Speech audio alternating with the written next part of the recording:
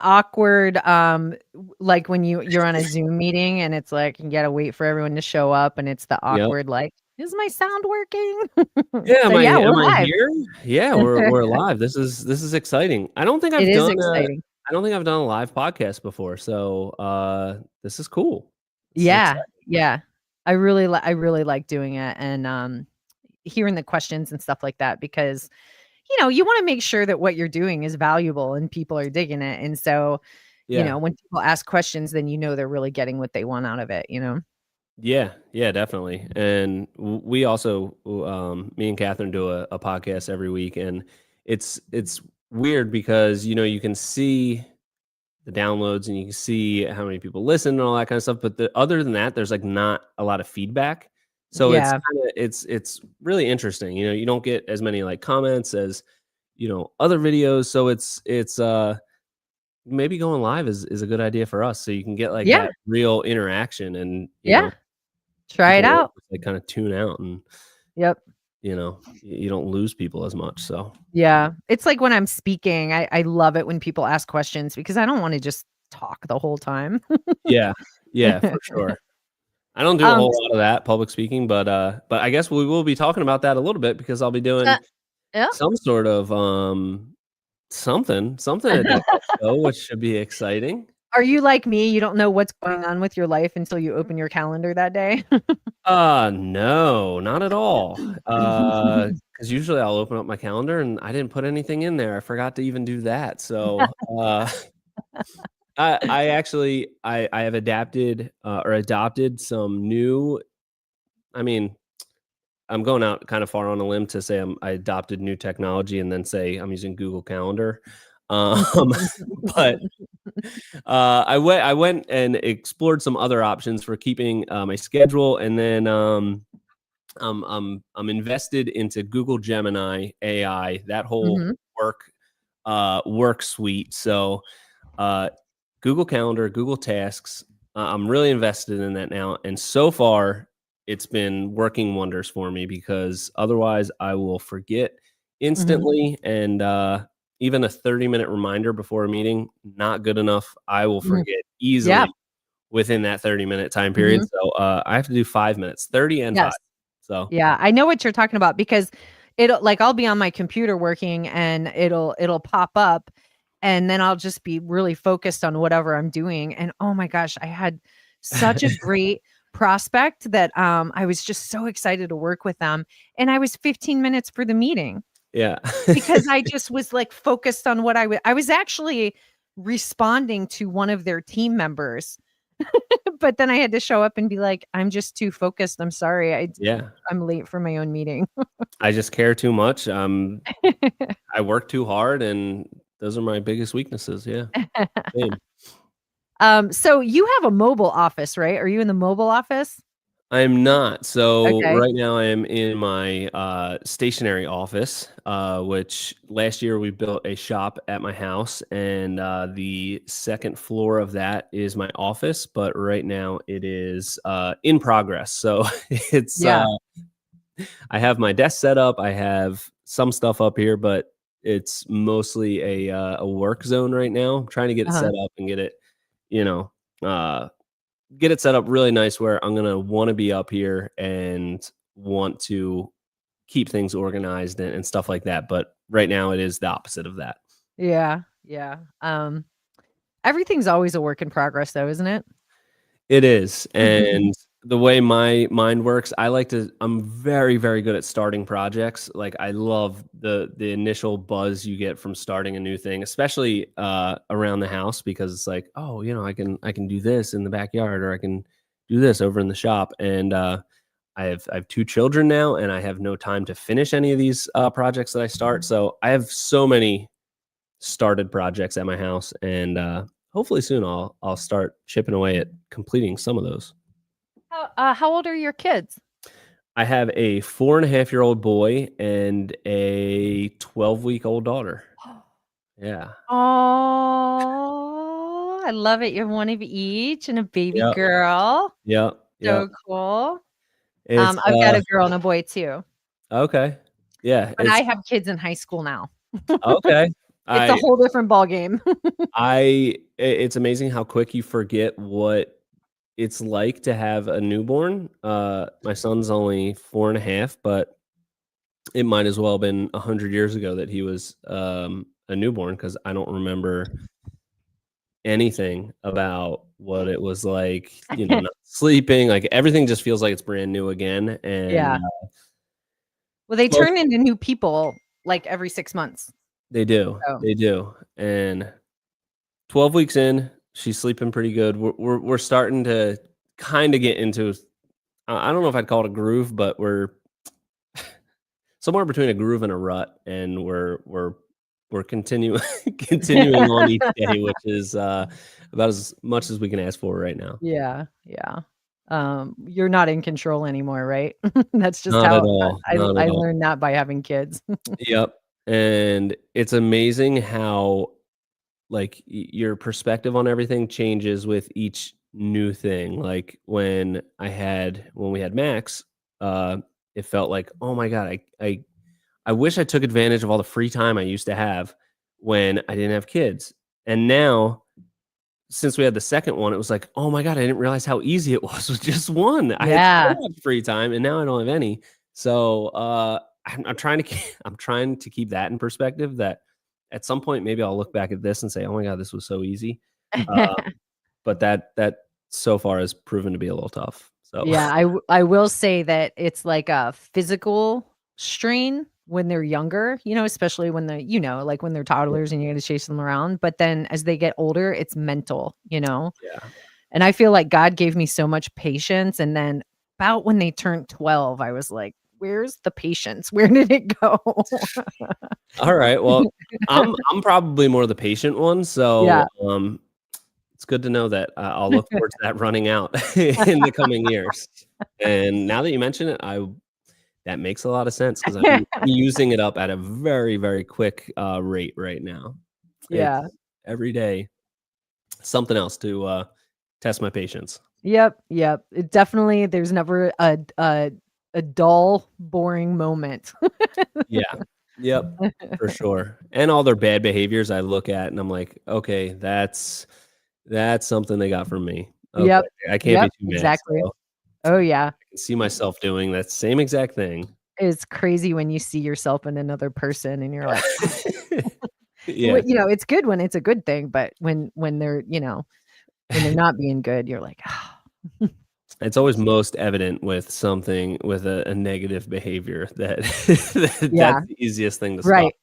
Hopefully, Right, as right, they grow right. older, I'll notice all the good things that they do that, I can attribute to myself, but, Well, uh we actually have a couple of comments before we officially get started, which is cool. okay, So it's nice we got awesome. some folks here. So Bobby said he's interested to know how you're using Google Gemini. He hasn't really worked with it. Yeah, so, I won't, profess to be any type of expert in AI. Probably, like, the last couple months, I've been jumping way more into it, just realizing, something here with this AI, this is a really big turning point in civilization, really. But, like, if we don't learn to use the tools, we're gonna get left behind, and still working on how we're gonna, like, really integrate it into the business. But right now, what I'm using it for mostly is, um, kind of improving and speeding up workflow, through, like, email. I can just talk to Gemini and say, because we use Gmail, email account. So, Gemini, search through my email, look for this, pull this data from that email, and then put it into a draft addressed to this person. And I did that. A couple weeks ago for an insurance audit that I needed, and it was like, Gemini, pull up the email from so and so auditor, pull out what forms and documents they need, draft that into an email to my accountant, and it did all that in like a second. I just had to review it, hit send, and it was done. So it was super, super, like, eye-opening, just that little thing. And now what we're using it for is, a lot of, like, brainstorming stuff, just, working through ideas, whether it's for, content or, whole bunch of stuff. But I decided to go with Gemini over ChatGPT just because we use a whole lot of the Google Workspace Mhm. stuff like Google Drive. All of our job documents are on there. Um, so we're kind of dedicated to the Google suite, and Gemini integrates really, really well with all of those apps. And I feel like I'm just at like the very, very tip of the iceberg of figuring out what it can do and how it can improve our workflows and everything. But I'm very excited about it. I'm gonna update my something here real quick. The sound seems like it's going in and out. Can you say something? Hello. Something. Something. Okay, it didn't work. Cool. Um, yeah, I'm sorry about that. But I did put a recommendation here, The AI Driven Leader: Harnessing AI to Make Faster, Smarter Decisions. It's a book by Jeff Woods, and you can get the book or you could chat GPT it and get the cliff notes. Yeah. But there's a lot of really good things in there. And my tip is um always stop, like, especially if you're doing something that takes a long time, stop and ask if AI can help you with it, you know? Yeah. Yeah, and one of the things that I've found it's like, I think most people that don't have really any experience with it, like, they just go in and kinda use it as, like, a search engine. Like, type in the same thing they would type into Google expecting a result. One thing, I forget where I saw this, but, asking the AI, like, prompting it with the output that you want, and then say, Mhm. "What information do you need to produce Mhm. this?" And then Yep. it'll just ask you questions. So, like, one of the biggest things, like I mentioned, we do a weekly podcast, and, creating a master prompt for that. So it could help brainstorm, it could help do all these things, and I just said, "I wanna create a master prompt that's very thorough and understands every little nuance of our podcast and the tone Mhm. and the audience. What do you need to know?" And then it Mhm. prompted me with like 100 questions, and I went through and Yeah. answered all those, um, and it's just amazing what you can do with that, and just ask it like, "Hey, this is what I want. What do you need to get this result?" And it'll tell you. So it's been weird to try to interact with it like you would a person, but that really is how you get the most out of it. And yeah, I'm excited to learn more about it and see how it can impact our business and life and everything. So I'm gonna share my screen here real quick. We're completely going on a tangent, but this is good. Yeah. It's good. I think that this is good stuff for the listeners. Oh, by the way, why I'm looking for this, you Anita wants to know what your dog's name is. My dog, I do not have a dog. I had a dog. We had to put him down a little over a year Oh, ago. Yeah. He was a 15-year-old German Shepherd. Ziggy, the best dog, lived more longer than any German Shepherd typically does. So he got a great life, and I do want to get a dog. And I told my wife that, hey, I think I'm ready. I think I'm ready to get a dog now. And she was like, yeah, you leave the house at like 7 in the morning, come home at 5 o'clock at night. Of course you are ready to yes. get a dog. Yeah. Right. I was like, okay, Yeah. all right, good point. Good point. You Oh, let me know I'm when you're so ready. sorry.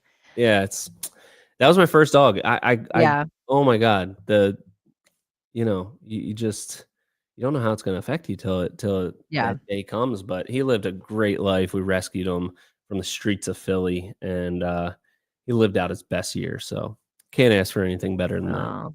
So he wasn't just your first dog, he was your firstborn. Yeah. Yeah. Yeah. Yeah. Mhm. That's what got me the most. It was like he was here for, like, so many life Mhm. events. Our marriage, Yep.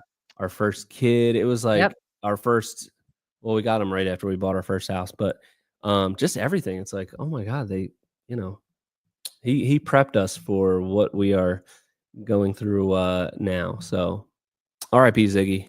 We miss you. You know, I mean, we're all getting emotional here. Same, Yeah. same, same. So Bella was our firstborn, and she was same exact thing. She was there before my husband and I got engaged. We got married. We had both of the kids, Mhm.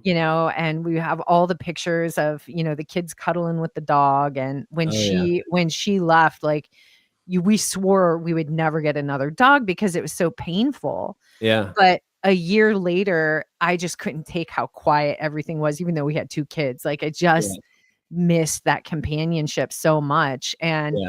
I literally had to put I mean, I didn't literally, but I kinda did through, text messages, put a PowerPoint presentation together for my husband to try and convince him that we needed to get another dog because he did not wanna go through that ever again, and Yeah. it like, I ended up crying, okay, and I'm not like I actually I do cry a lot, I'm a very emotional person, and I get touched by things really easily, like a happy crier, you know? Yeah. But I was like a little girl baby crying because he didn't wanna get the dog. Yeah. So we ended up, getting a It's all worth it. It's all worth we it. got a All go the pain you go through at the end, it's worth it to Oh, yeah. have Ugh. them around, have that companionship.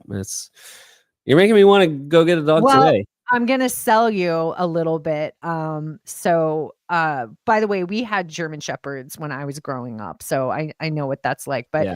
we ended up getting a golden retriever, and she's literally an angel from heaven. Yeah. I mean, I will never not have a golden retriever. She They was so they seem easy to so good. train. She just all she wants in life is love, and she's just so freaking cute. She literally retrieves in the morning.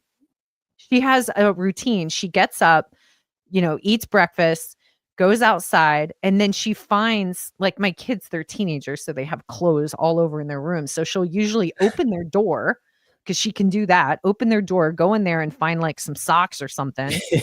And then she prances around the house and whines until somebody recognizes that she's retrieved something. And then you just gently take it out of her mouth and you pet her. And she's like, okay, now I could go back to bed. Yeah.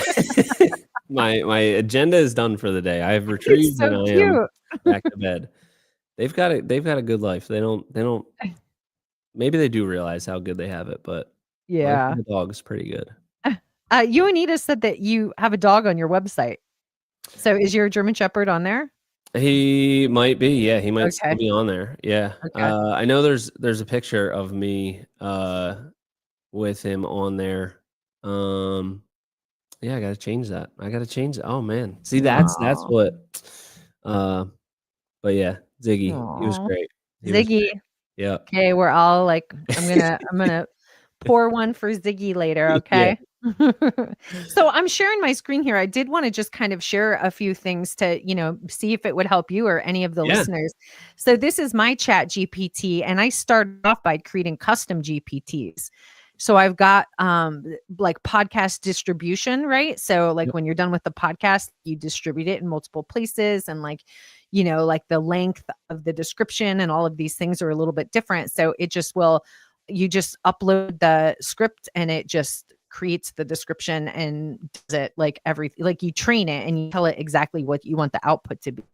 So yeah, that's kind of where I started. And I've got some really cool things in here. And that book that I'm recommending will tell you a lot of these things too. But this is my virtual board of directors. yeah, So I've got a different like famous person that's really known for a particular area and a business. And whenever I have a business problem, I'll say, hey, this is what's going on. And then I'll get every board member's opinion, yeah, And so I actually use AI a lot to work through problems that I'm experiencing to get a different perspective. You know what I yeah, mean? yeah, Um, and then this is Marcus Sheridan. He talks about a pathway, leading your team members on a pathway. So I think this is really important for anyone to listen that's listening because there's a lot of deck builders out there that still they want to be in the field because they know that they're never going to be able to hire somebody as good as them. And I say this all the time. Yes, it's because we're all unicorns. Like we know how to do everything. And of course, nobody's going to do it as good as us because they're not going to care as much no matter what. But yeah, if you could find somebody that can do it 80% as good as you, you're going to get 80% of your time back to focus on the things that are more important. And so, how do you train and coach a team member to get to the level that you need them at? You can't just tell them the answers for things all the time. Like you have to guide them on a pathway for them to figure it out on their own so that they learn on their own. And so Yeah. this is a GPT that I created if there's something going on with my team and I don't want to give them the answer. I know what the answer is. I don't want to give them the answer, and it's really hard to do. And so I use this GPT to help me figure out what is a question I could ask them to help them figure it out on their own, you That's know? yeah, that's like super, super create like that. Those are the applications that I'm so excited about with AI is like that you can do something like that. Mhm. And you have like you said, your board of directors is right there with these different GPTs. Yeah. And I think it depends so much on what you input to those GPTs. Like, you really have to take a little bit of time and mold them to what you want, what type of response you want. But you put that little bit of work in, and it just saves you so much time. And I think it's like a trade an in between of yes, this GPT or this AI is going to give you the answer, that you wouldn't be able to come up with on your own.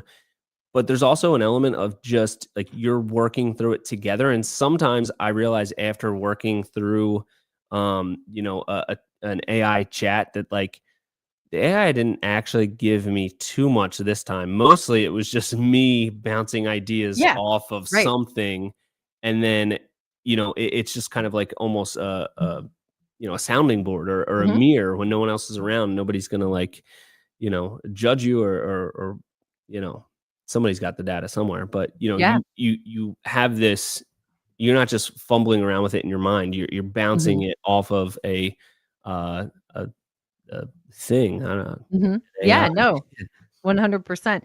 I've used it for therapy too. Yeah. Like, I'm super mad at my husband for something, and I'm like, I just need to, like, get this out."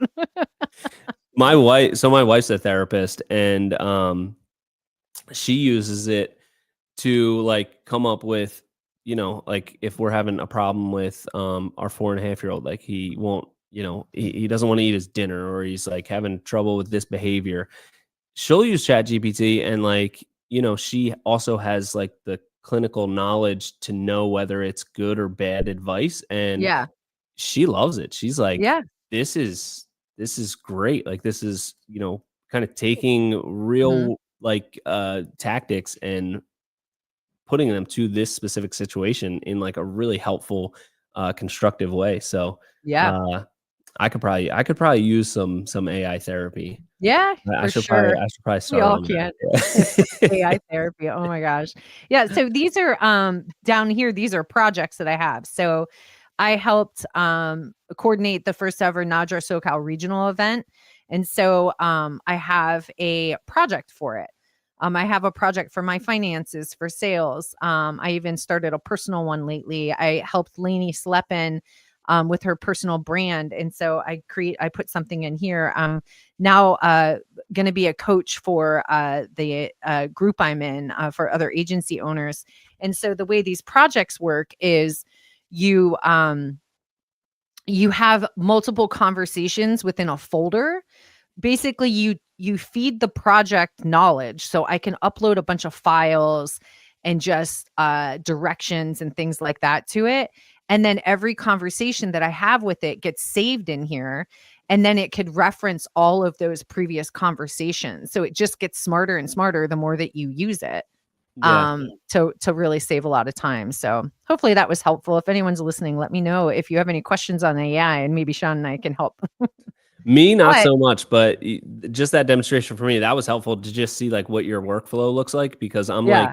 I'm like just, getting into the actual use cases of it. And most of the time that I Mhm. spend on there, I'll start by trying to do something productive. And then I'm like, AI, design me like the most crazy pergola you could ever imagine. And like, just going on crazy like tangents with it and exploring some of the fun stuff. But Yeah.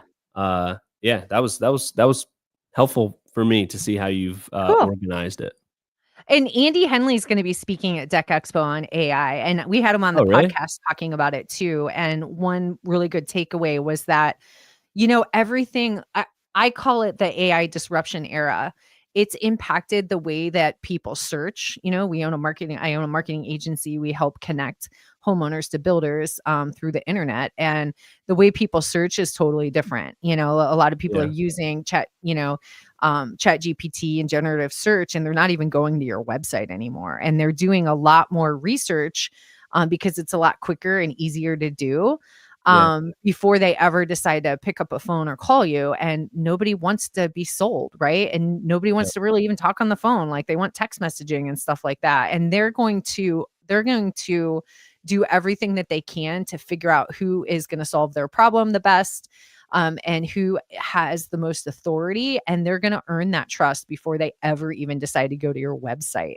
which is Yeah. crazy. So we call it a zero-click world, meaning that, people just aren't going to your website as much. It's pretty Yeah. insane. And then just like the fact that it's like this attention era too, where people are all ADD and they want to be really smart about where they spend their time. And so really leveraging more automation into your workflow is really important too, like having that online booking calendar and things like that, because nobody wants to go and have to like do a back and forth 10 times to figure out like when you can meet up. Yeah. So those are really important things to consider. But we've been jamming for 26 minutes. Yeah. Should we talk about what we were going to talk about? Yeah, sure. Let's get into it. Okay, so let's do the professional thing here. We're going to be grown-ups here. We're going to do a little intro, and then we'll get into some questions. So, Perfect. all right. So 26 minutes in, welcome back to the We Love Deck Builders podcast. This is the DeckExpo Series Edition. I'm your host, April Edwards, owner and growth strategist at Deck Builder Marketers. We're the #1 growth partner for the industry's top deck builders. We don't just run campaigns, we own your success. We really are here to help you grow, dominate, and thrive. Enough about us. Today, we're really thrilled to welcome Sean Collinsgru, founder and owner of Premier Outdoor Living, to the show. He is a leader in high-quality outdoor living, specializing in custom decks, patios, and landscaping that combine innovative design, craftsmanship, and functionality. He's very highly recognized, and there's the list could go on. I will say that he is known for delivering exceptional client experiences and has been recognized as a decorator certified elite for his work in the industry. But on this episode, Sean will be sharing insights from his upcoming DeckExpo session, choosing the right pressure treated wood for your project, giving you guys a sneak peek at what you can expect to learn. So, Sean, Yeah. welcome to the show. About Thank you so 28 much. minutes in. That was such a lovely intro for me. And I have to ask, did you use AI to write that intro? I'm sure. Yes, Natalia helps me with all It this. did a good Yes. job. It was accurate on all the details. Yeah, really excellent intro for me. I appreciate it. I don't know if I deserved all that, but let's talk about Deck Expo. It's coming up before we know it, and Yeah. I'm excited about it. Yeah, we've really jammed on a few things that we're looking forward to this year. But before we do that, you got to tell us, you got to give us an intro. Tell us about you and Premier Outdoor Living. Yeah. So I have been the owner of Premier Outdoor Living for a little over 10 years and started doing backyards just kind of by happenstance. I've always been, I guess, a self-described creative person. And before this, I was doing landscaping, just cutting grass and doing mulch and cleanups and all that kind of stuff. And had my own business doing that, and then was not very good at that type of business because you really have to like scale and be very, very organized because it's like margins are very low. I wasn't very good at that. So it was a very small company, and then I got the opportunity to do a backyard project, and I just loved it. Like something about it was just like I could see myself doing this. The design aspect, the just seeing something come to life that you created, I just thought was so cool. So that's how I got into it. Immediately after that first job we did, I sold all the lawn stuff and got rid of that company and started Premier Outdoor Living with no experience or prospects for work or anything. It probably didn't, looking back, it seems like, wow, that was probably not the best idea, but it felt like a good idea at the time. And, now I can say it worked out. So Mhm. it's fine. But basically what we do is just, build backyards. A lot of them are kind of blank slate. We'll rip out everything they had and then come in, deck, roof structure, patio, landscaping, all that kind of stuff, and also make videos about it while we do it. Yeah. So Yeah. another creative outlet during the creative outlet. So we're a pretty small company. We do like 8 to 10 projects a year, and we have fun doing it. That's kind of that's the gist of it. You've got a ton of followers. Tell us a little bit more about that. I know that you've spoken about social media, and stuff before. I'm just really, and you've spoken and given advice on scaling, businesses too, your deck business. Yeah, look, I mean, I try not to speak on anything that I'm not qualified to speak on, which Mhm, is most things. But yeah, social media kind of, again, it was something that I just sort of fell into. Like when I started the business in 2015, I didn't have a like much experience on how to build a whole lot of stuff. Nobody knew who I was because I just started the business. I had no portfolio or anything. So the one thing that I realized I could leverage as an advantage was I was just younger than most of the contractors in my area.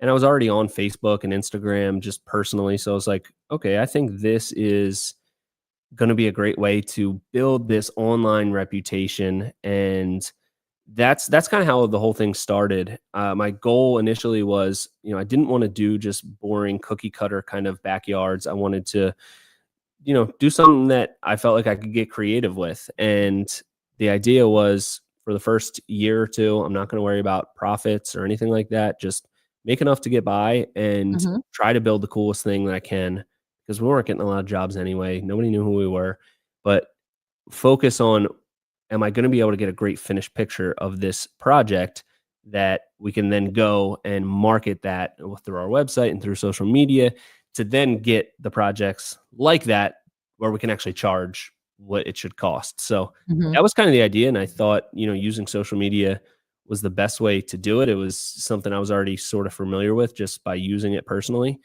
mhm, and did that for a couple years. And then it kind of came up to another turning point in the business where things were really starting to pick up, and it was going well, and the reputation was starting to build, and everything was kind of working, and I was starting to explore like scaling the business and doing more projects.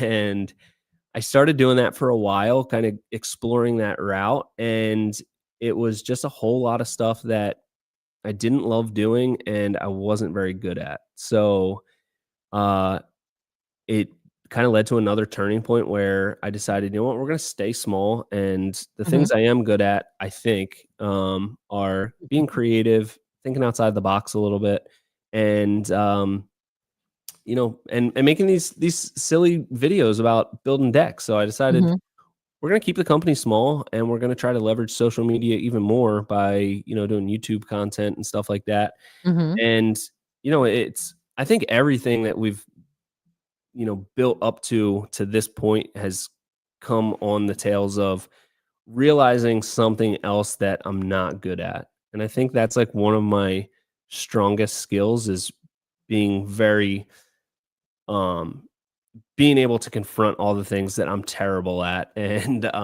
then steering away from those mhm. towards something that I'm more apt to do. So uh that's kind of how the social media stuff started, just by happenstance, and then realizing, maybe there's an opportunity to invest a little bit more time and effort into this, and instead of trying to scale the actual build side of the business, because it just wasn't something that I was super passionate about or had the skill set for. So yeah.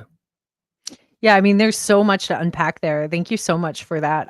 There's a lot everybody could learn. I think the best part of what you said that, is important for people to realize is the fact that you are willing to accept the things that you're not good at so that you could just really shine on the things that you are good at.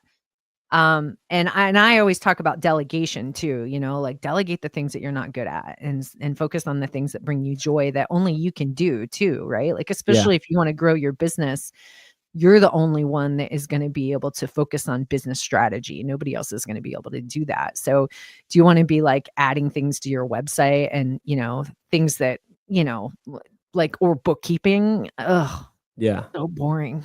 Yeah.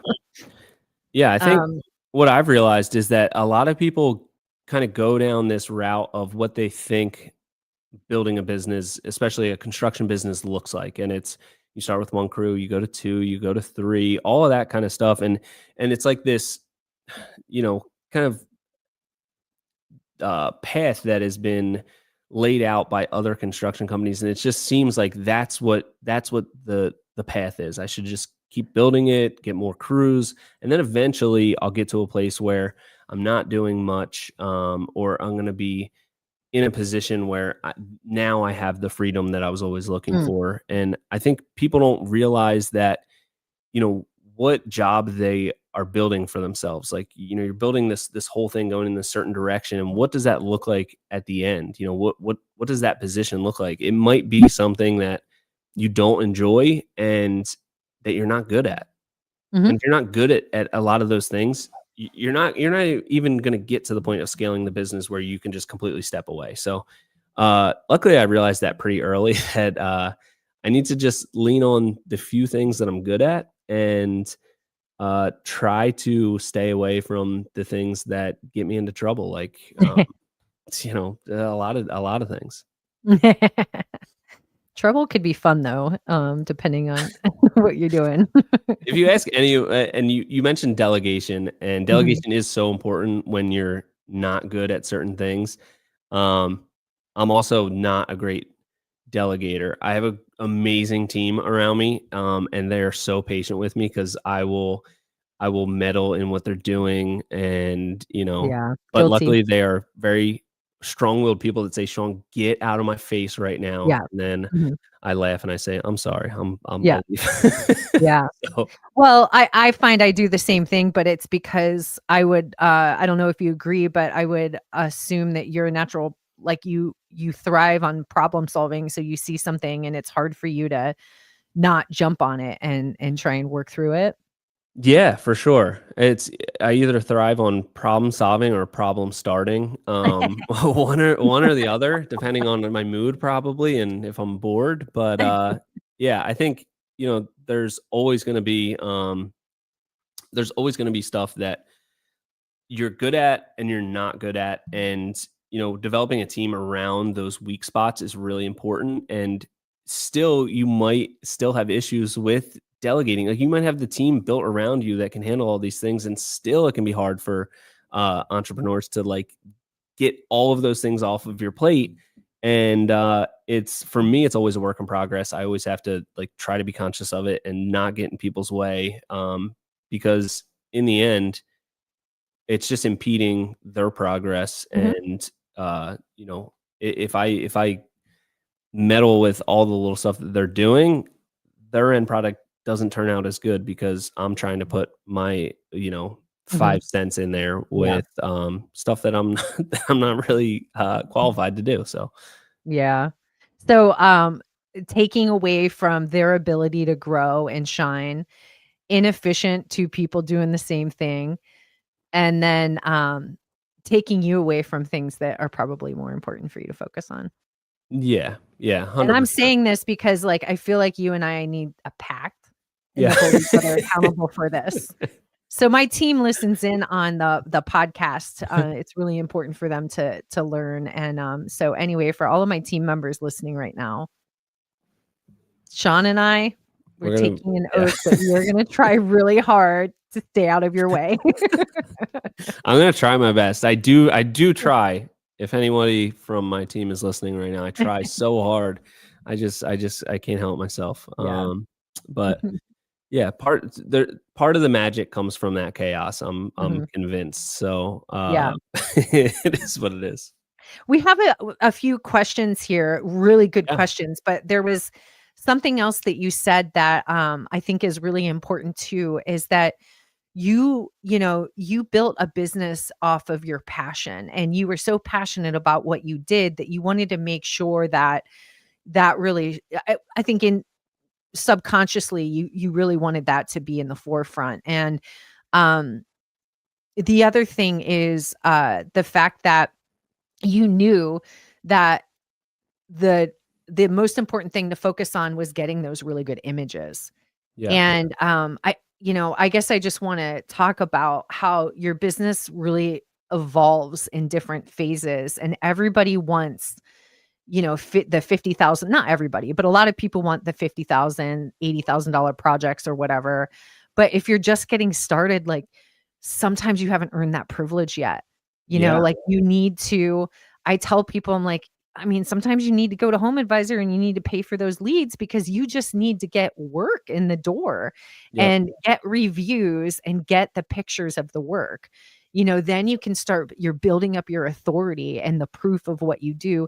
Then you can go and start being more selective and things like that. But it's like you don't go from zero to hero overnight. And I think Yeah. people just, everybody's looking for a silver bullet and things overnight. But there is a phase, there are phases to building a business. Would you agree? Yeah, 100%. And that's probably one of the most common questions I get asked is like, how do I find these clients that, are going to let me do this? Like, how do you sell a deck inlay? Something really creative that's going to take a lot of time. And the answer is you don't in the beginning. Like, Mhm, nobody's going to buy something that they've never seen before, that they don't know if you can build it or not. Deep down, you're not really sure because you've never done it before. There's sacrifices that need to be made. And I looked at it two ways. I could either just take whatever jobs come my way, like, build all the 12 by 12 pressure treated decks and, the boring plain patios, and then wait for these really cool opportunities to fall in my lap. That might take 10, 15, 20 years. Who knows? mhm, Or I could make a sacrifice in the beginning and say, I'm going to sacrifice the profit up front. And I'm going to just try to collect finished pictures of these projects that really tell a different story, that we are the person that you call when you want something really unique and different. And there's always going to be some sort of sacrifice. For me, I decided it was going to be the money. I can find some clients, they're not going to be, the clients that have $100,000 to spend. They might have 20,000, but I can look at that mhm, and say, okay, how long can I possibly afford to stay here, and what can I build for this that's going to be the coolest thing? Because that picture, that's the asset that I'm going after. So it's not mhm, like you're just giving away the work. It's marketing. It's mhm, marketing dollars, really. Like, I need this picture to build the business. I can't build the business without the portfolio. So mhm, that was the investment that I was willing to make. And because I was so passionate about it and I just enjoyed every moment of it, it didn't feel like a huge sacrifice. But mhm, you're either going to sacrifice the money in the beginning, you're going to sacrifice the time, or you're going to sacrifice the passion. Like, if you really want to build these cool creative projects, but you keep taking on the boring cookie cutter stuff, then it's just going to lead to more of that boring cookie cutter stuff. yeah, And I thought, if I put myself in a position where I say no to one of those cookie cutter projects, it's just going to put more pressure on me, because now I don't have any other work. Now I really got to get creative. How am I going to sell these projects? How am I going to find clients that are looking for something different and creative? mhm, Um, and that was the path that I chose, because no matter what, you're going to sacrifice something. Choose what, like, somebody's, I don't know who says it, everything is hard. You got to choose your hard. Like, it's hard to, not make that much money and build these really cool projects.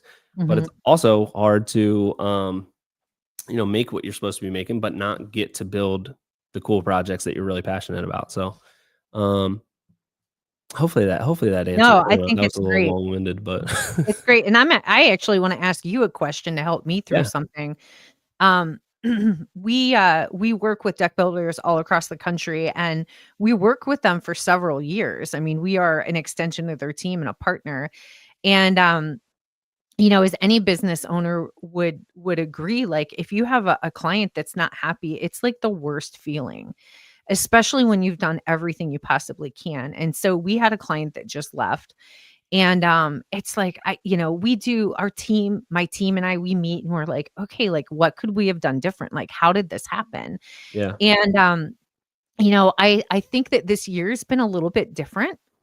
Like homeowners aren't spending as much money as they were. I mean, we had the election at the end of last year. We had, change in interest rates and, just a ton of things going on that have made things different. But this was a case also where they just didn't want to talk to anybody that didn't have a budget of $50,000. Yeah. And I'm like, "Well, I get that, but, a year ago, you weren't even visible, like, nobody even knew who you were. So, a year later, you're like, I get it, like, that's what you want, and you hire an agency because you wanna get exactly what you want, but there's so many more pieces to that. A, do you have killer images on your site that are really going to entice somebody to only work with you and spend that much money? Have you done those, do you have a bulk of those projects? How do you sell? Like what's that experience like? And if you only got 30 reviews and your Yeah. competition has a lot more, like there's so many more things that go into this. It's not like you just hire an agency and it's like a silver bullet. We're just going to feed you the best of the best. Like it's a partnership and there's a lot of things at hand. So my question to you is, and I've spoken to other people about this too, like Luan from Deck Bros, he ranks for deck repair. Like he dominates for deck repair because he doesn't care. He's a salesman. Like he doesn't care who comes to him because he's going to sell them. If Yeah. they think that they want a resurfacing or whatever, he's going to sell them to something bigger because that's what is going to be a better investment, return on investment for them. Yeah. And so my question for you is, do you get people in the door that have a smaller budget, and then after you speak with them and they don't know what they don't know, are you able to get them to a higher project or a bigger project that or price point that really fits their needs? Um, yes and no. So we're a little bit different than I'd say most companies. We have the benefit of intentionally staying small. We're only doing those 8 to 10 projects a year, Mhm, and we have like I think like 1.2 million followers online. So we're getting a lot of leads through that, mhm. where we're getting enough leads. So our problem is, we're trying to use our website to pre-qualify those people, make sure they understand what our typical projects cost, all of this Mhm. kind of stuff before they contact us. They'd fill out the form. So we probably lose a lot of those people that Deck Pros would say, get all of those people in the door. Yeah, I'll talk to them. I just realized I don't have a lot of those people probably could be sold, but I don't really have the time to invest yeah, into selling those people. Our ideal client is somebody that's already been following us. They love what we do, and yeah. they want to build something. With that Oh, being said, 1.2 million followers, folks.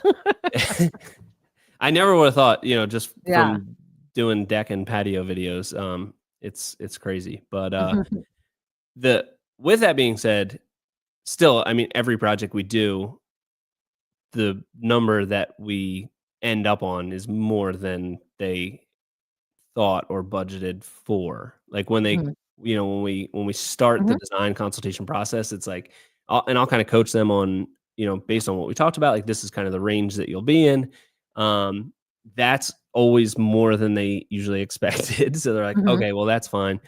And then we'll start the design process, and then they start to really like kind of like live through the design and say, oh well, if we're gonna have this, then we should probably have heaters out here, so we can Yeah. really enjoy it for more months. And Mhm. so the the number that's on like the contract is always at least 99% of the time more than they thought they were gonna spend, but we wanna Yeah. make sure we're doing it in a way that Mhm.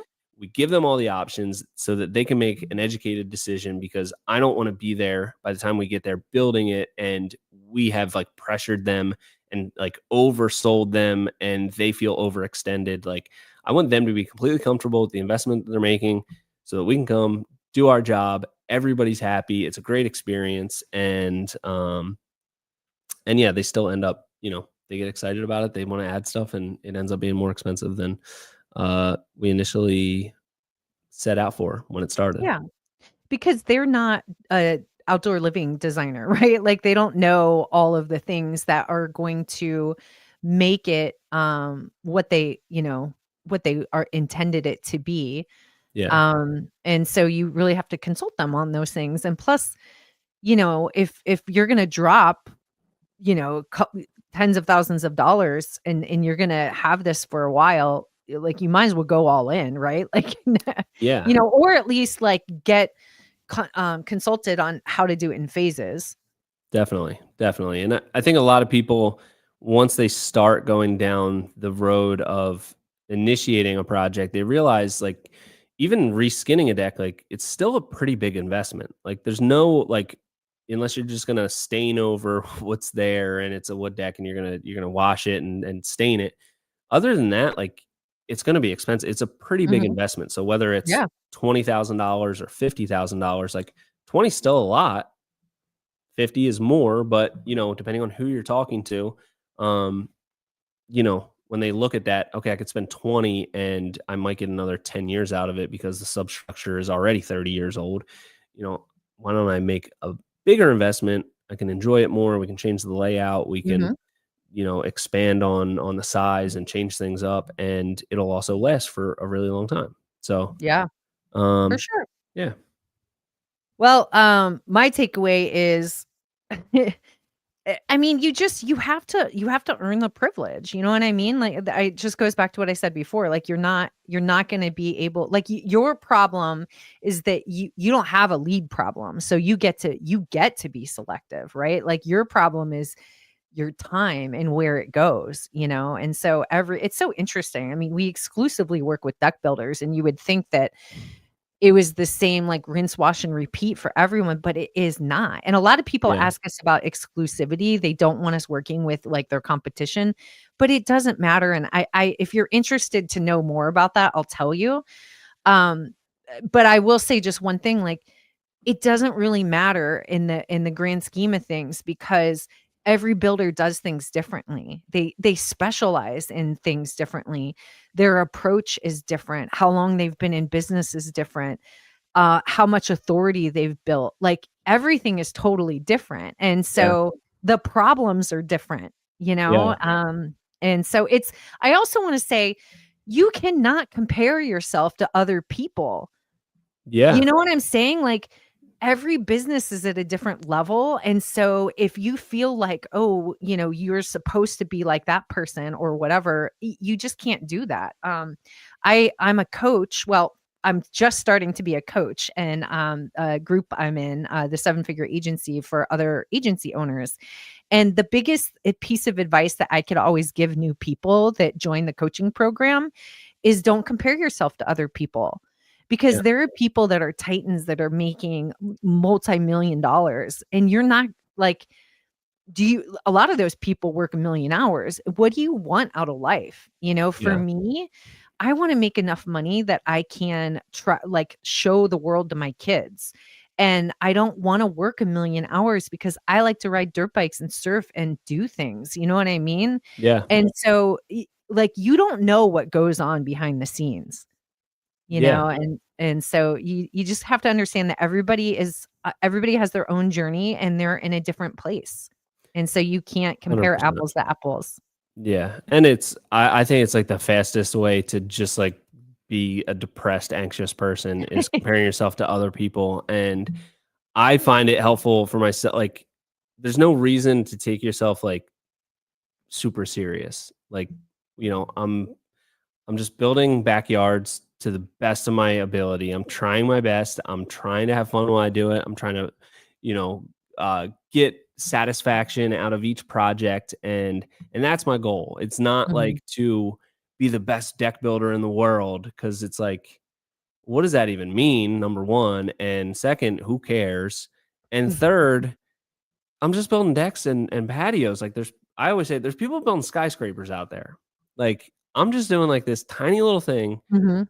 in the grand scheme of things, and I'm trying to have fun with it. I'm trying to do my best and pursue my passion, and that's it. Yeah, That's the name of the game. As soon as you start comparing yourself to other people, or like, oh, once I get to this level, it's like, then you know, you're just like putting the Mhm. carrot in front of the horse and you never get like, there is no destination. It's Yeah. you're not enjoying the journey either, so, And the uh, problems don't get easier, you just get more of them. yeah, You know, yeah, and they change, like, the problems just change, yeah, you know? yeah, So, we should get to some of these questions. I yeah, mean, we're yeah. almost at time. I don't know if we could steal you for a few more minutes. Do you have a hard I got stop? I got nothing to do. I have Oh, nothing to do. oh, I'm jealous. I am jealous. My team is probably so excited that I am occupied right now, and I will not be bothering them. They're like, This is "Look, we could focus." yeah. I'm Yeah, the we got same some way, good man. I'm questions here. like, I'm I seeing them just here have on so the, many ideas, and I'm just like all the time with my yeah, team that probably love it when I'm on vacation. yeah. So Bobby did ask, he saw a report about how spending has slowed since the government shutdown. Have you seen any drop in leads recently? We definitely have, but I think it is, from, like, the COVID surge, it is Mhm, that has died down and gone away. I mean, mhm, at a certain point, we were getting so many that it was just ridiculous, and I mean, every builder was getting more leads than they could mhm, handle, and everybody wanted something done, so, I think it's, like, reverting back to kind of the norm, the average, what that's kinda how I'm looking at it, we'll see in a couple years, if it continues to go down, but, um, we still have enough leads coming in that we can still go through our process and be pretty selective and all that kinda stuff. mhm, Um, through my talks with other builders that I know that are doing higher volume, they're having to do a little bit more, to sell the jobs or to get mhm, the leads, and I think it's just a natural byproduct of what we went through the last couple years. I mhm, think too many business owners got too comfortable with you could almost sell mhm, anything if you had the availability, and now the economy slowed down a little bit, mhm. like, and a lot of people already got their backyards done, so, like, they're out of the pool of new clients, and the clients have a little bit more power where they can have the ability to choose and vet contractors a little bit more because, not everybody is booked out for a year and a half like they were a couple years ago, so, Right.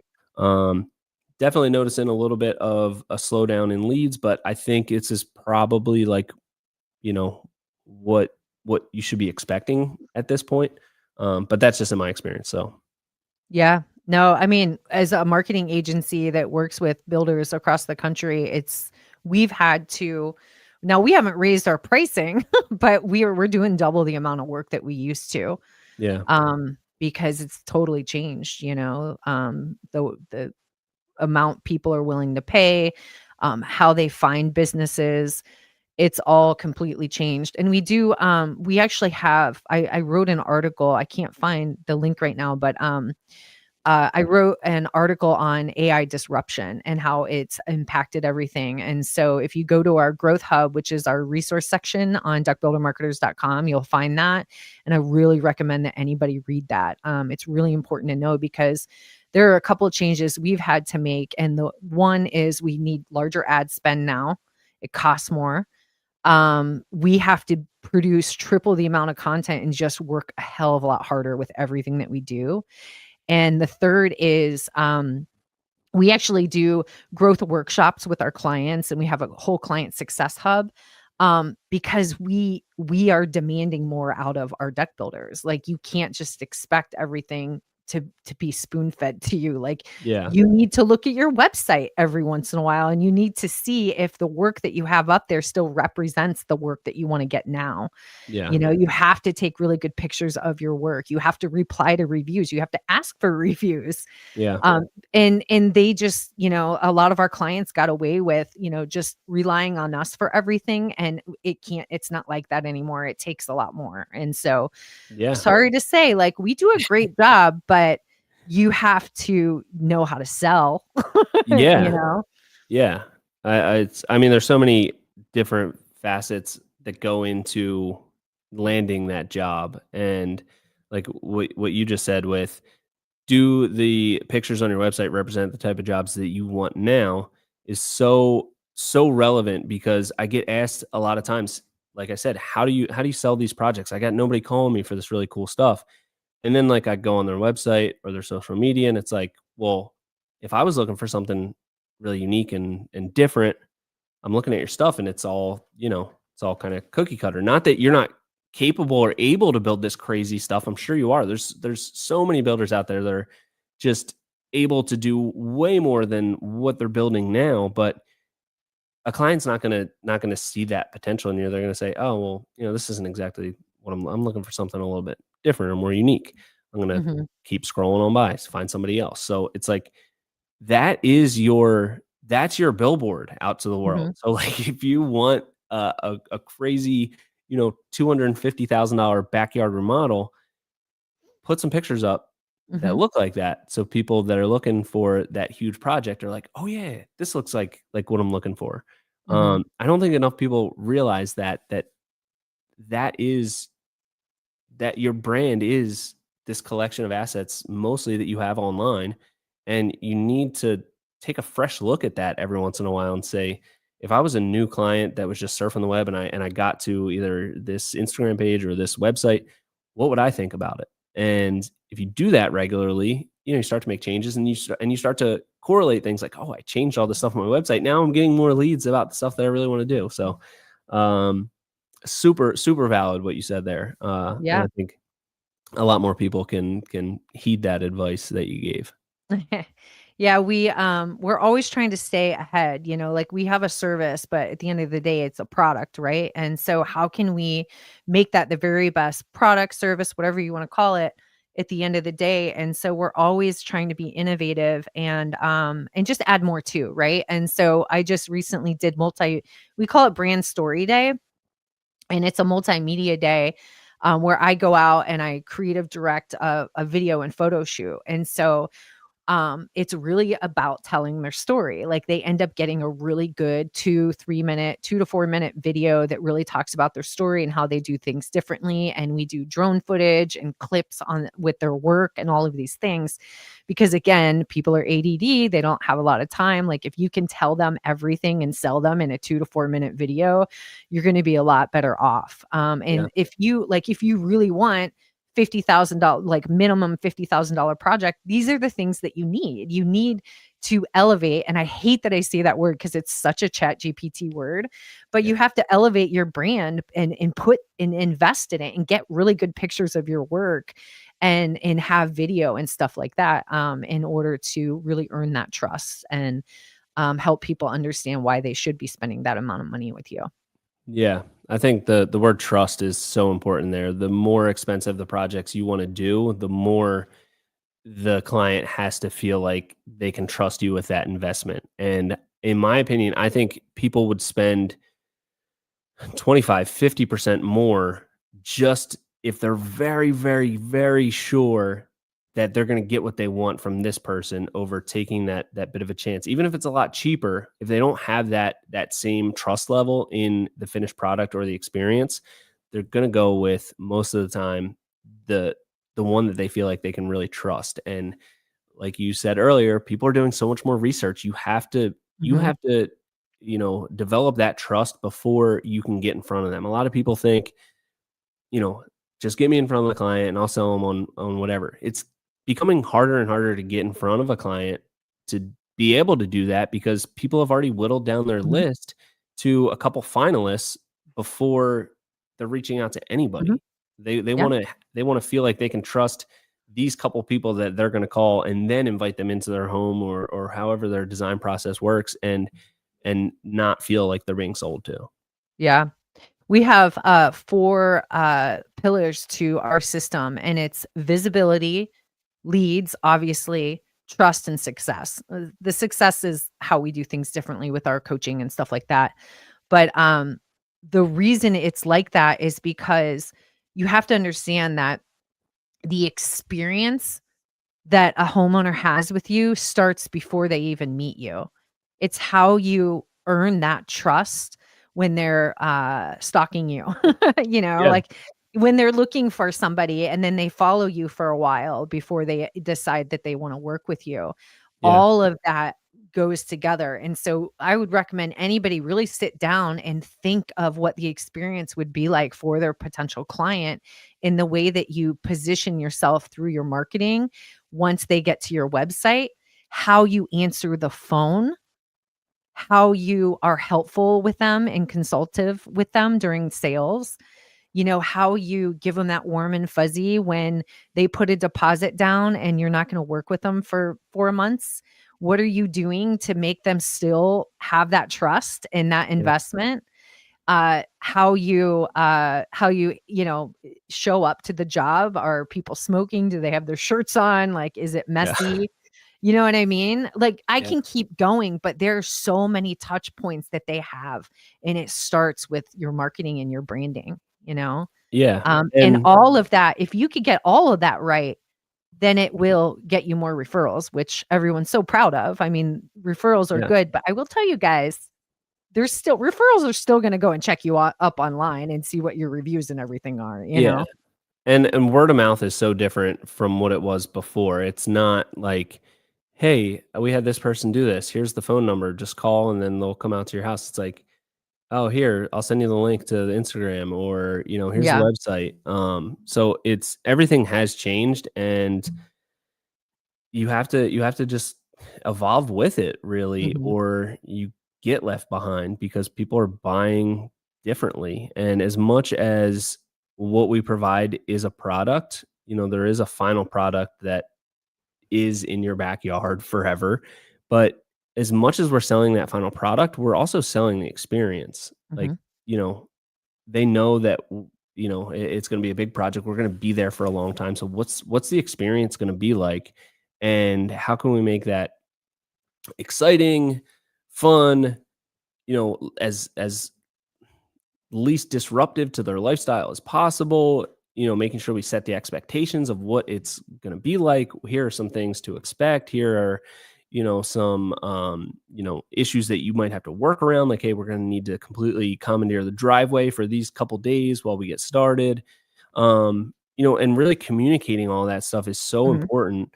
And if you start to think about it, like, especially on a larger scale project that you're selling an experience just as much as a product, uh, it might change the way that you do things and the way that you interact with potential clients because a lot of people want that experience just as Mhm. much as they want the final product. Well, I call it the warm and fuzzy, but it's about reinforcing the value so they don't have buyer's remorse and setting the right Yeah. expectations Yep. because people don't know what they don't know. I mean, I'm getting construction done in my house, and there were a lot of things I didn't understand. Like, I didn't understand why they couldn't work on a few things at the same time, you know? Yeah. And so they had to explain that to me. It would have been nice if they would have explained that in the beginning because then I wouldn't be sitting here freaking out that everything's taking so long. You know what I Yeah. mean? And I think that is really what separates the big dogs from the small dogs are the ones that have that experience and they know how to mitigate things and communicate in a way that is going to ensure that the client has um, that value and the trust on, as you go through the project. Yeah, yeah. I think the more that you can communicate, the better. I think it was John Lee said this to me that like he's never had a client say, "Oh, you guys communicated too much," and that's like so true. You can never, and especially now, like people want communication. They might not want to talk to you directly, but they want the information communicated throughout the entire process. Like, when I go to uh, order something on Amazon, I'm gonna check to see, oh, it's out for delivery. It's this. You Yeah. order DoorDash, and you're watching the driver, drive down the street on GPS. Like people want feedback and Mhm. they want to know where they stand and where the project's at. So the more that you can involve communication into your process, the better. Mhm. And even if it's something that, might be an issue or a problem, most clients are completely fine with it as long as it's communicated in a way that they don't feel like, you were trying to leave something out or hide something from them. So that's always been my approach is try to communicate as much as possible. And the biggest selling point for us and like experience thing that our clients love is that we only work on one job at a time. Mhm. That is like the biggest gripe of every Yes. construction company in the world is like, oh, they were Right. here and then I don't know where Yeah. they didn't come this week. I thought they were That's so doing the good. floor, you know, and I understand that certain trades they might have to be like that because of inspections and all this kind of stuff. I think most of that can be mitigated and 90% of it's just an excuse. But uh, if you're not going to be there, communicate that with the client. Like, Mhm. hey, we're waiting for this inspection. We'll be back Yeah. as soon as it's done. Mhm. Most of the time, you're not there because you're just behind and you're working on another project and you're going to use excuses to try to get the client off your back. Don't try Mhm. to be that person. Like, Yeah. just because it doesn't do anything good for your company or the client. Just do one project at a time unless you have the capability to have a second crew that can handle that job and do that job one at a Mhm. time. So Yeah. that's by far the biggest feedback that we get is you guys were here every day. I knew I was going to look outside by 8 a.m. You guys were going to be here and you guys were going Mhm. to be working. So I always knew something was getting done. And that way they don't care as much about how long it's taking because they know you're there every day. They know you're working on it. And that's really good. Like, I would say that probably a lot of homeowners, unless they've had a construction project of some sort done before, they wouldn't know to ask somebody if they work on one project at a time. So again, like, you your website should prime your prospects. So if you address all of that stuff straight on, you have an FAQ section or like something that just says, "Hey, like, want to be as helpful as possible when you're talking to builders. Like, make sure that you ask these things." Yeah. And then they're like, "Okay, like, you've just made this super easy for me because I would have never thought of any of those things." You know what Yeah. I mean? So tip number 2, I guess, from April during this podcast is like, map out your customer journey, but also think about all the things that you wish your homeowners knew before they got on the phone with you, and make sure that your website talks about those things in some way, shape, or form. And even another thing is, after they fill out your form, send them a confirmation email that tells them those things and like what they Yep. need to prepare for in the initial consultation and stuff like that. Just make it easy for them, you know? Yeah. Yeah. Like you're holding their hand through the whole process, but also doing it in a way that's sort of hands off, where Mhm. it's like you're providing the information, but it's not like you're calling them and like, hey, just want to make sure you got that thing. Like, Yeah.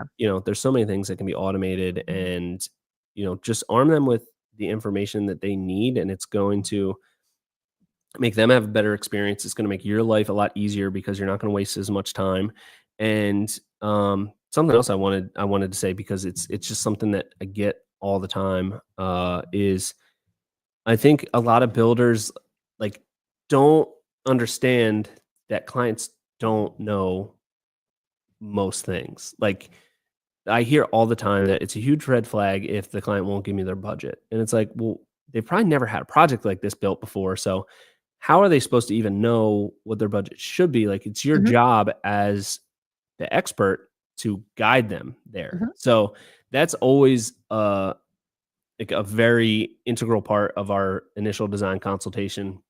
We talk about all the ideas and then we get, okay, well, have you guys started to think about a budget? Have you gotten any other quotes? Like where are you at with that?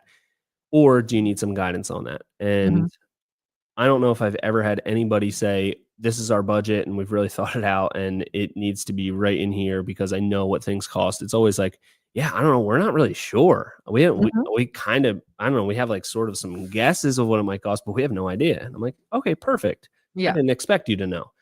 Yeah. Here's based on our conversation, you're looking at somewhere in this range. We can design to a certain budget, but I just want to make sure that your expectations of what we're going to come back with are in line with what you want to spend. So if you want to spend $100,000, you might be looking at something like this. Yeah. If you want to spend 50,000, you're going to be looking at something like this. Do either of those things sound good? Maybe somewhere in between. Maybe we start with 50 and we can add stuff to get to 100 if you like what you see at 50. But like that's your job as the expert is to walk them through the process and give them the information. Mhm. So, And spoken like a true pro, that has been here and done this, and I'm like I'm coming to you as the homeowner. Like, I trust you because you're not beating around the bush with me. Like you're just being upfront and addressing this so that you're not wasting any of our time and you're being really Yeah. helpful. Yeah.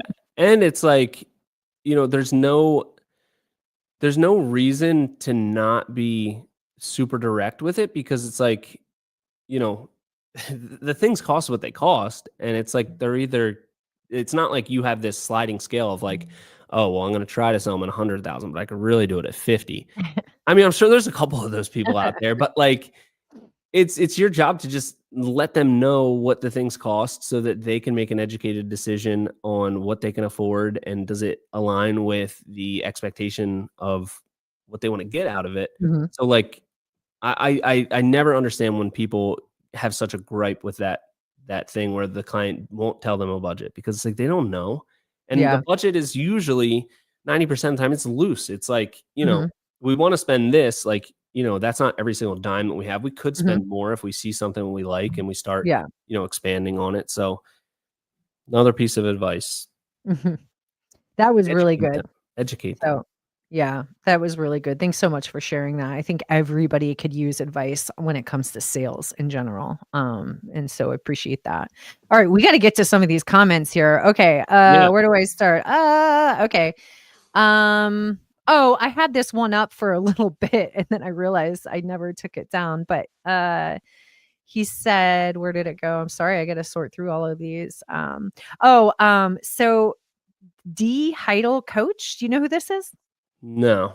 Okay, well, he's he, she, I don't know, they how do you have time to record all of these videos? Ha ha ha. It's a lot of work. I mean, and we're putting out a lot of content now more than we did in the past. So now we have a full-time videographer as one of our 6 crew members. So uh one person is in charge of doing all of the shooting and editing and all that stuff. Initially, when I started doing it, I was doing it all myself. It was before I had kids, and Mm, again, it was something that it was another creative outlet for me. So I enjoyed doing it. I loved it. It was actually really hard for me to give up control of that because I liked it. I had so much fun with it. So I think, depending on where you are in your journey, if you can afford to hire a videographer, don't expect the payoff to be immediate. Like you yeah. need to give it like a year to start building up. It's a snowball effect with social media, especially Mm, on the organic side. So like preach it. make Preach sure it. you have a long runway with that. Or if you don't have the money, and you're on the job site every day and you have an interest in the creative element of filming stuff and editing, then do it yourself because then you're going to have more of a Yeah. runway to see the results and most importantly, like make sure you're enjoying it. That's going to make Mhm, the content better. It's going to make you have a better time doing it, more likely to do more of it. And it takes time. It takes time. It's such a mhm, snowball effect. You got to just start doing it and let it grow on its own. And mhm. it can be slow. And consistency is key, right? Yeah, 100%. And realize like most people are so scared to like jump into starting content creation, and it's like they're like, I don't know what to do, and it's like, well, yeah, because you haven't done it before, but Mhm. don't worry, like, no offense, no one's gonna watch it in the beginning because, like, Yeah, nobody knows that you make videos and, like, yeah. you just haven't built the audience yet, so I Mhm, always took a lot of solace in that when I first started. It's like, the beginning, it's like, there's not a lot of people watching it, and that's good because you're still figuring out your the voice of your brand or what the video should be like and how to make it more entertaining and educational and all of this kind of stuff. So like you're growing with the audience and getting better as you go, and then by the time hopefully you do get a lot more views, it's a product that accurately depicts who you are, who you want to be, yeah. how you want to be represented and all that kind of stuff. So just realize not a lot of people are going to watch it in the beginning, so Mhm. you don't have to be worried about it. And I always say, and you're gonna suck at first. Yeah. We suck at everything the first time we do something. Yeah, and And you y and if you don't look back 6 months from then and say, "Man, that was terrible," you're not growing, you know? Like, yeah, if you're not embarrassed by it, you're not growing. and you might continue to suck at making content forever, and that might just Yeah. turn into your thing where you're, like, just Yeah. this awkward, like, content person, and people will be Right. like, this is funny. This person, Yeah. they're so like uncomfortable on camera, and that becomes your Right. thing. Like Just be real. Yeah. just be real and embrace it, Uh-huh. and like, don't try to be somebody else because that person is already doing that thing. And like, Yes. Thank I don't you. know. I Yeah. just try to be myself, and I'm very, I make mistakes all the time. And one of my main like things about like the brand messaging that we want is like I want people to watch what we do and see how we do it, and then say to themselves like, "Wow, if this guy can do it, I think I can do it." So like Mhm. nobody knows what they're doing. Nobody's really that good at everything. Mhm.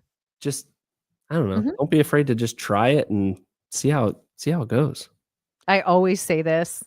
People are probably gonna get sick of me saying it, but so I, have a regular column in the Deck Specialist magazine, and at the end of all of my columns, I say, "Keep moving forward," and the reason being is because there's never gonna be a perfect time to start to do something. You're never gonna be, like, perfect. Honestly, now I'm gonna derail. So, I'm a believer and I accepted Jesus, I don't know, like 10 years ago or something like that. And it took me forever to get baptized because I felt like I was supposed to be like some sort of perfect Christian or something before I would do that. Which it's like if Jesus were here, he'd be like, what the heck's wrong with you? Like that's why you're a Christian. Like you want to be more like Jesus. It doesn't mean that you're ever going to get close, you know what I mean? And so I had to finally realize like there's never like I'm never going to be this ideal thing of whatever it is. And so it's the same with, what you're saying with social and everything. It's like just be who you are. Like don't be anybody else because how in my opinion how God made you is so beautiful and you need that to shine with whatever's authentic with you. So you've Yeah. just given so many good nuggets here. I really appreciate it.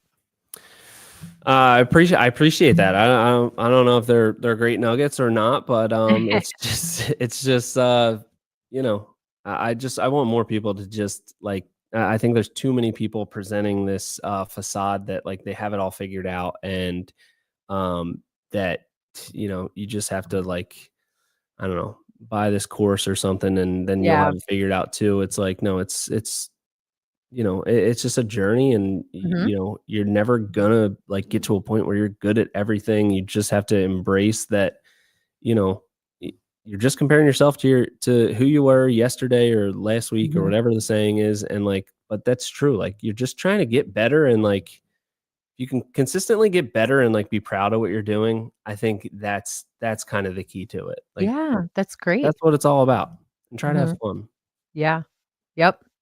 All right, we gotta get to some of these questions. So, Daniel said, "What have you learned in your social media journey? Is there a specific type of content or videos that resonate better with your audience?" So I've learned a lot. I try not to worry too much about like, why did this video do good and this one didn't do good? Mhm. Because you'll just drive yourself nuts. Uh I think with our audience, just builders in general, I think if we try to have a mix of we try to say it's like a content triangle, and it's like this old house, HGTV, and The Office. So I'm like Michael Scott, the guy that acts like an idiot, but then like somehow comes out with like something brilliant every once in a while. You're like, oh wow, that's why he's the boss. And then we have like the HGTV element, which I feel like is more of the inspirational, like, finished photography and the finished product that's gonna, somebody's gonna want to pin to their Pinterest board. And then we have this old house part where it's like really engaging educational tips and tricks for doing, a project. And, you know, different pieces of content in those different categories will randomly do really well or not so well. So um we've tried to just keep it narrow to those things that we think our audience is going to get value out of, and not like there's a lot of noise out there on the Mhm. internet, like, and just in the world in general. So one of my things recently is like try not to just add to that noise just for the sake of being there. Like if we're gonna create something, it should have a purpose. Like somebody should Mhm. get something out of it, whether it's just entertainment or it's education or it's inspired by a design. Like make sure it has a purpose. I love that. I feel like we all have that uh, responsibility not to add noise. So everyone Yeah. listening, we're doing live talk here. This podcast is Yeah. about live talk. Yeah. We're going to solve all the problems pretty soon. But what I think what I was also hearing is that you diversify your content too. It's not always the same thing, so it keeps it Yeah. interesting for different folks and stuff like that. Yeah. All right. So Bobby's asking if you are doing 8 to 10 projects a year, how long is your average project? Most of our projects are somewhere between 6 and 8 weeks. That's kind of the average. So, depending on what projects we get a certain year, we might only do 6 projects a year. Like the last one we were just on, took like 10 weeks. So it varies. There's hasn't been many recently that are less than 4 weeks. So usually it's somewhere in Okay. that 4 to 10. Okay, cool. And I'm laughing because this comment came in from Nassim. Nassim's our SEO guy. He's such a sweetheart. And so, like I said, my team listens in because they learn as well. But he said, is it just me or does this sound more like influencer wisdom than deck building tips? Grin. Not complaining though. Truth bombs are being dropped. Yeah, we haven't really Very talked relevant. too much about deck building at all, but I feel like most people that probably listen to your podcast and all that kind of stuff, like that's probably the part that they really have down already is building the deck. Like Yeah. that part is they could do that better than anybody out there, myself included. So yeah, Mhm. hopefully, I don't know, this Truth weird bombs, baby. wisdom or whatever is helping some people out. I don't know. Okay, Liliana said, if you could automate one part of your workflow, quotes, follow-ups, or social media, which one would you pick first? Interesting. This is really good. I would say I would say quotes. If I could integrate, and I don't want to say if I could because anything's possible. Yeah, So right. if I put in the time to develop this system where I could design something and it's automatically populating the price right there so I can make changes on the fly instead of, you know, kind of getting close with a design and then sort of pricing it out and saying like, all right, we're a little bit over budget. Like if it could, as I'm building it in the software, it could in real time populate the pricing and quote, that would be Mhm. great. That reminds me of something we were talking about. I was mentioning that Andy Henley is going to be speaking at DeckExpo about AI, and he Yeah. came on the podcast. And one thing that really stuck out to me that I think is important for other people to hear is he leverages it for an initial kind of mock-up of the design. So he'll go and have the in-home consultation, and he'll like have the consultation with the client, and then he'll feed chat gpt all of the information and with pictures of the space and have it do an initial mock-up of the project. And it takes a while to render. If you guys have ever used it takes a little bit to render. So while he's waiting for chat gpt to do its thing, he goes and puts the quote together. So Yeah. in barely any time at all, he's got, and he says most of the time the output of the GPT, which by the way, guys, like you really have to train it and you have to figure out like how to say what needs to be said in order to get what you want out of it. Like we're kind of pilots. And anyway, so at the home and the initial consultation, he's got a nice price range and a visual of what the project's going to look like. Isn't that cool? That's super interesting. I'm actually shocked to hear that because I know he's like an artistic guy. Hmm. So I'm surprised that he's like, I'm gonna show the client anything before like Hmm. I would imagine him out there with, colored pencils and all this stuff, drawing everything out. So I'm really interested to hear what he's got to say about it. Yeah, That's yeah. Well, that's go to that's his super talk. Go to interesting. his talk. Yeah, I don't know I'll when be it there. is. This is about promoting you, by the way, not Andy. Well, this might be better. I don't know. This sounds pretty So good. Fander21 said, as we're getting closer to winter, slow season, how do you keep your crew busy and motivated? Do you have like an action plan for the next busy season? Um, so again, this is where it is a benefit that we are a smaller crew. So and that we're booked out pretty far. So like we're already booked out through the winter this year. Um, so we just keep going straight through the winter. Mhm. So keeping them busy isn't an issue. Keeping them motivated, Mm, you know, in New Jersey, it gets pretty cold. mhm, Not as cold as I don't know. There's probably I know a lot of deck builders in Canada. They're still building in 2 feet of snow, but in Jersey, it feels way too cold to be working. But we still are out there. mhm. So keeping morale and motivation up can be, you know, tricky. I guess just knowing when to say, all right, we're gonna cut the day short because it's freezing or whatever. But um, luckily, we stay busy, and the whole team is really pretty self motivated. So I don't have to do a whole lot of that. Yeah, because he's invested in his team and he's got good culture Or I and they just got like working or I for just him. got lucky. I don't know. I'm not sure.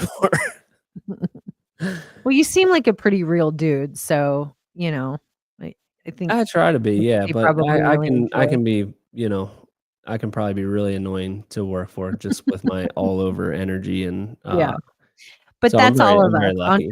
Entrepreneurs are very ADD and shiny object, squirrel, squirrel, like, it's just a Oh yeah. very normal thing, Yeah. and we're really, really good at quick start, so starting something and then, like, getting distracted and wanting to go start on something new because the Yeah. starting part is the fun part. Oh, it's so exciting, yeah. Oh, for sure. I feel understood. I feel understood. So Fander21 said, "Love that example, tracking your package, where my stuff is, laugh out loud." Yeah. It's true, you start thinking about, like, your own experience with how you interact with buying something, like, on, uh Amazon or DoorDash, and like if you can, you're not going to be able to have a GPS, like we are 4 months out from building your project, but we're moving slowly closer. But like if you can understand some of those elements and communicate it to the client and know that they're curious and they'll appreciate any updates as frequent as you can give them, it's going to lead to a better experience.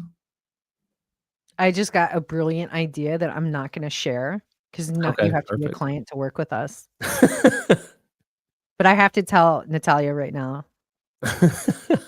So, there's gonna be some awkward silence while I type this. It's Okay. oh, Okay, oh, cool. oh, I have access to this private chat. Yeah, okay, don't say it out Okay. loud. Oh, yeah. Well, you didn't I mean, it's almost written in code, so I won't even It understand is it written in until you code, guys yeah. really till you Pizza guys hash tracker. it out. Yeah. I'll share it, and anybody could, like, let me know if they know what that means, but, Yeah. if you Are you talking step about into the Domino's mind of Pizza April Tracker? Edwards. What's that? Are you talking about Domino's Pizza Tracker? Shh, yes. Okay. I okay, I love Domino's. I call it Domino's because it makes it sound a little Domino's? bit more fancy. Yeah. And I love Domino's. It's so great because it's just so Okay. easy to order, and their thin See? crust is so great. I love The it. experience is great, One and they're thing that reliable too. I know, I'm just not sure about. Somebody brought it to my attention. They have the pizza tracker and they say, "Okay, Molly is preparing your order." Yeah. They just put it in the oven. Bonnie's doing a quality check right now. I'm not sure if that's actually what's happening. No. I think it yeah, I No, was it's not. I was really disappointed to hear that. I think they just kinda start a process and then Molly it just doesn't even work slowly goes there. through it slowly goes through those stages randomly until it gets into a car to go to you. So I still am holding out hope that Bonnie's really doing a quality check on my pizza, making sure everything's good. You formed a I relationship. You know. said Bonnie, indirectly, you formed a relationship. Yeah. That's a real name that it says on the app too. So, like, that is, I'm pretty sure, a real person. So Nassim said, "Are those social posts driving traffic to your site, or do you keep it all on platform? What's your top lead source beyond social and referrals, and how do you turn those cold viewers into paying clients?" Great question. So, uh, I find that most of the action is gonna happen on the site that they either follow us or find us. The top lead source beyond social and referrals is probably just our Google My Business Mhm, thing, which we really don't invest much time or any. We could do a lot more with that. But how do you turn those cold viewers into paying clients?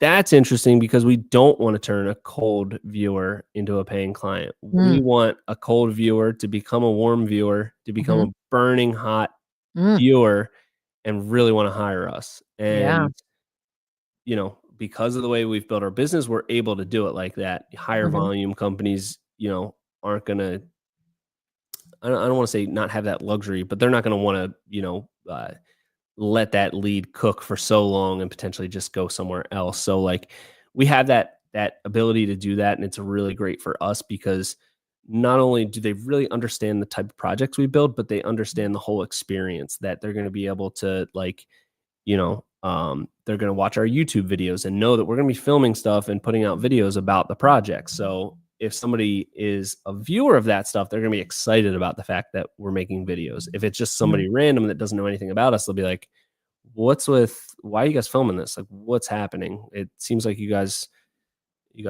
were just filming a clip for like 15 minutes and not working. It seems like what's going on?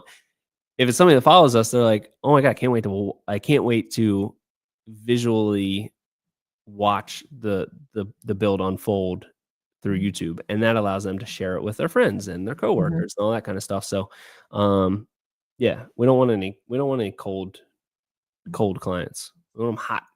Yeah, so I always say, like, us as marketers, we're trying to prime, prime leads into, prime them for sales, right? Yeah, And I would say everything that you do ultimately is more than that. It's like you're really trying to mold you're trying to mold them to be your ideal customer.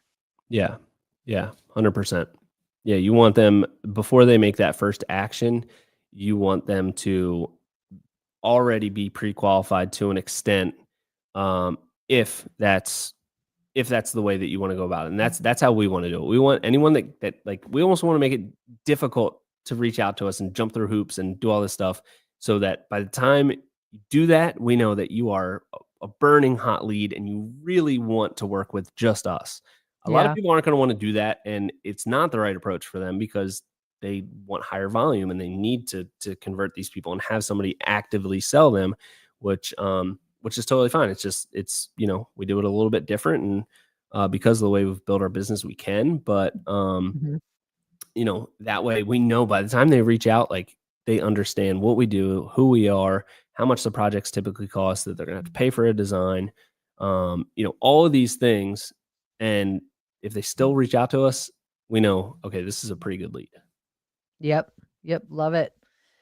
Jesse says, "Y'all are making me hungry," and I have to admit, Me I'm too. making myself hungry. Yeah. Who's eating Yeah. pizza for lunch? I do have, let's see here. I've got your Instagram up. It's Premier Outdoor if you wanna check out his Instagram if you haven't already. But guess what? We're an hour and 40 minutes into this podcast, and congratulations, this is the longest podcast I think I've ever had. So, hopefully it's Well, interesting for people. I've enjoyed it. yeah. One of the things I am good at is just blabbering on. So I'm right in my wheelhouse right now. I can Good. chat it up with the best of them. So Own your uh strengths, right? yeah. And we didn't talk about the presentation that I'll be doing at Deck Expo at all. And that was intentional because we wanted to leave it as a cliffhanger. You're Yeah, gonna have to wait and go to Deck Expo to see the presentation in person, but yep. it's gonna be very interesting. So So make sure you're there. choosing the right pressure treated wood for your is this the first time I've said it? I think so, Since yeah. Yep. So in case you didn't know, this is the this is one of the episodes in our Deck Expo series, and we're bringing people on to talk about them being there and what they have going on, people that are speaking and manufacturers that have booths and things like that. And so this podcast was supposed to be about Sean's talk, which is choosing the right pressure treated wood for your project, which is on Thursday, October 23rd at 2:15 in N258. Is that on the floor? Do you know? I have no idea, to be Okay. honest. I have Yeah, not a clue. we'll figure the logistics will happen later. Yeah. But, do you wanna at least say something about the talk in terms of what you'll like something that people will take away or just, anything? Yeah, so, you know, there's a lot of different options for, building a deck, especially with alternative framing options coming out, and I think there's a lot to be discussed about, what are the pros to using pressure treated wood. It's kind of a tried and true material that has been used and out in the world for a long time, and especially with a lot of like the economic concerns that people are talking about right now, like there is a hard stop for a lot of people where yes, there's value in alternative options and higher end materials and all of this stuff, but there's a limit somewhere. And I think that understanding the different types of pressure treated wood and making sure that you're choosing the right one for your project ensures that it's going to last long, it's going to be built properly, and you're going to get that value that you're kind of going after by choosing pressure treated over something like steel or composite framing, because the cost can be extremely high. And we've been using pressure treated for the whole run of our business, and we've been happy with it. And it I think provides a lot of good value. But there are some things to understand about different grades, different treatments, all that kind of stuff. So we'll be talking about all of that, and Yeah. maybe it'll be just like this podcast, and we won't talk about that at all, and we'll just talk about life. I don't know. You'll have to Some be life there and knowledge find out. bombs. Yeah. I love it. So hey, we do have some good feedback here. Naseem said that I was truly invested throughout the entire podcast. Thank you, April and Sean. That was incredibly helpful. So Thank you so much. Appreciate that. like I I had a told you, great time chatting. It went way faster than it doesn't feel like we've yeah, been talking for an hour and 40 minutes, but right. hopefully everybody got something out of it, Yeah. or maybe just it was nice to fall asleep to. I don't know. Either way, I'm just glad that you're here with us. So definitely follow Sean at Premier Outdoor on Instagram. You could go to his website, Premier Outdoor Living LLC.com. Any final words of wisdom or any other places people can connect with you? You can just search Premier Outdoor Living on Google, or maybe on AI, and Yeah. all our stuff will come up. And Mhm. final thoughts. If you're listening to this, you're doing great out there. You're doing a great job, and keep going. Wait, that's That's your good. thing. That's what you say, right? Keep moving forward. Yeah. Keep moving forward. Okay. Yeah. You're doing a great job, and keep moving forward. That's it. Well, Sean, thanks so much for joining us. For listeners attending Deck Expo, don't miss Sean's session, Choosing the Right Pressure Treated Wood for Your Project. It's on Thursday, October 23rd at 2:15. I'm also going to be speaking. I have two sessions, Stop Chasing Leads, Create a Marketing System that Brings Clients to You on Wednesday, October 22nd at 11. And then a couple hours later, I'm going to be talking about winning high-end clients, the art of selling luxury outdoor living. Wednesday at 2 p.m. That's going to be at the outdoor living stage. And while you're at Deck Expo, be sure to stop by our booth at 3115. We've got an amazing marketing ROI calculator. So if you're really interested to know what you should be spending in order to meet your growth goals and what that return on investment would be, stop by. We do it in just a few minutes, and I think you'll find it to be really informative. And then, of course, if you are interested in partnering up with someone like us, we are offering 15% off our setup fee exclusively for Deck Expo attendees. I really, really recommend that you take advantage of that.